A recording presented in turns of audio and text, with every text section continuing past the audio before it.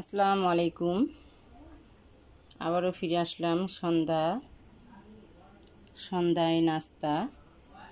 যেরকম বাচ্চারা লুডুস খাবে, আজকে সেই লুডুস রান্না করব।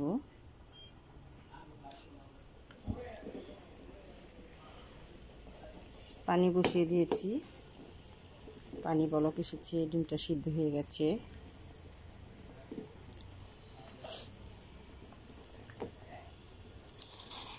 এখন আমি বাদ বাকি যেরকম লুডুসগুলো দিয়ে দিব।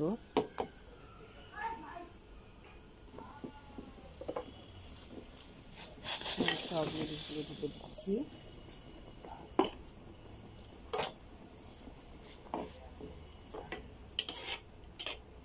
সিদ্ধ করে নামিয়ে নিব।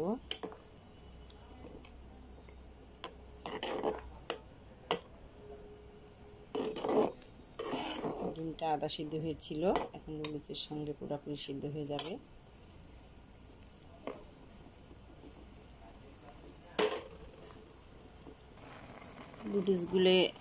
লুডুসগুলো এখন সিদ্ধ হয়ে গেছে, তাই আমি চুলাটা নিভিয়ে নিব। আমি লুডুসগুলো ধুবো, নামিয়ে ধুয়ে ফেলবো।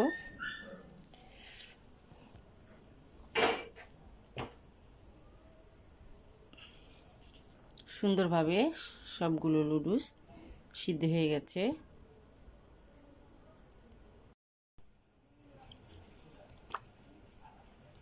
লুডুস সিদ্ধ ধোয়া সব হয়ে গেছে।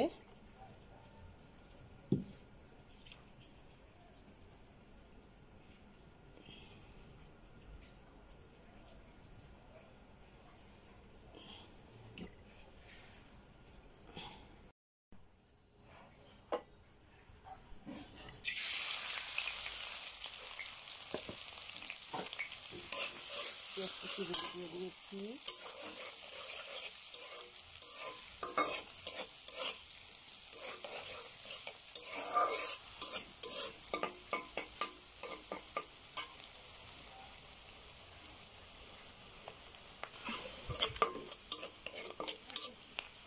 কুচকুচি হয়ে গেছে ভাজা।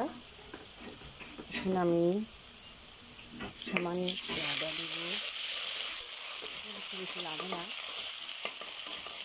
দিব, তাই আদাটা দিতে লাগতেছে।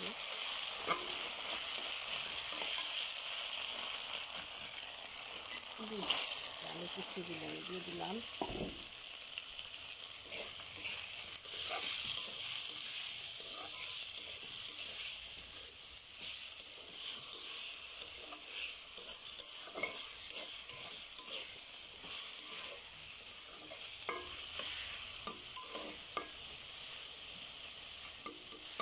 দেখুন আলুগুলো কীভাবে কেটেছি, ছোটো ছোটো করে। এভাবে আমার বাচ্চারা তো আলু খেতে চায়, অনেক আলু পছন্দ, তাই আমার ছেলের আলু পছন্দ, তাই আমি কিছু আলু দিয়ে দিলাম।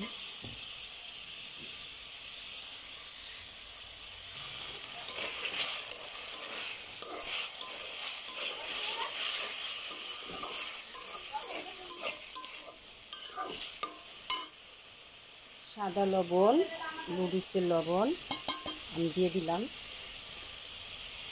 পরিমাণ মতন।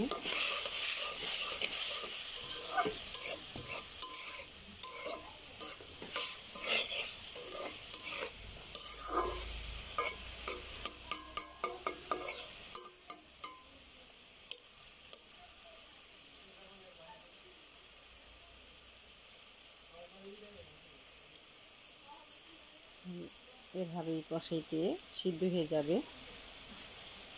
আর যদি একটু পানি লাগে তা পানি দিয়ে দিব।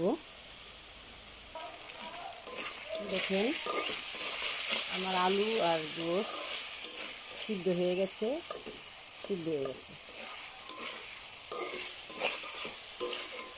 তেল উঠে গেছে। এখন আমি লুডুসটা দিয়ে দিব।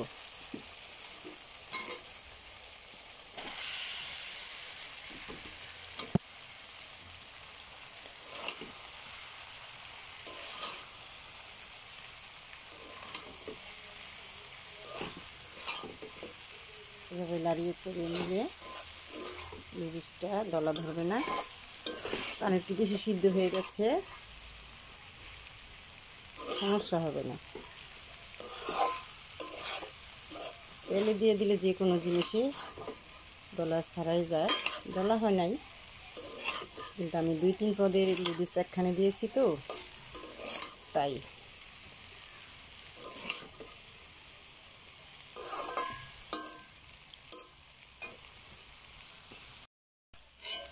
দেখে আমার নুডলস রান্না কমপ্লিট,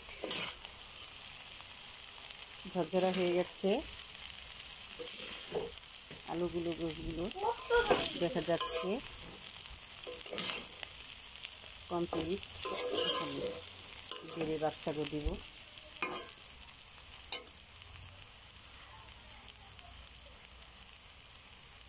হাই হাই রে, এটাই মনে হইলো কেমনে তাহলে, আমি তো কি আন্দা। দেখেন আমার নুডলস রান্না হয়ে গেছে কমপ্লিট।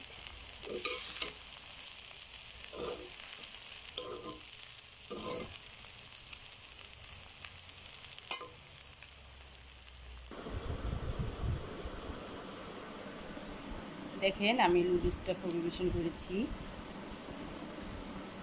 দেখতে যদি ভালো লাগে, খেতেও ভালো লাগবে। তাই আপনারা আমারে কমেন্ট করে জানাবেন কীরকম লাগছে। আল্লাহ হাফেজ।